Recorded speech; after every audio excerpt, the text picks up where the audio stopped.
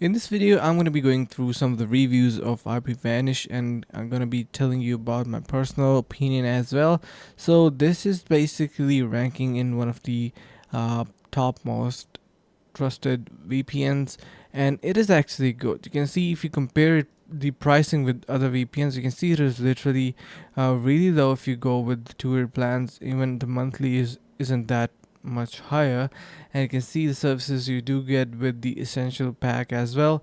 We have unlimited devices, so that is a really good thing because this is going to be your all-in-all IP VPN for your all devices. You have your advanced privacy features, high speed VPN, and by paying only just $2 more, you get secure browser, cloud backup. So nowadays cloud backup is really essential for keeping your files free from your local storages, and getting it on cloud is of course going to be giving you a better hand. You have your file synchronization and share and phone support, so really amazing. If you have any issues faced, you can use these. So in that terms, I definitely recommend IPVanish.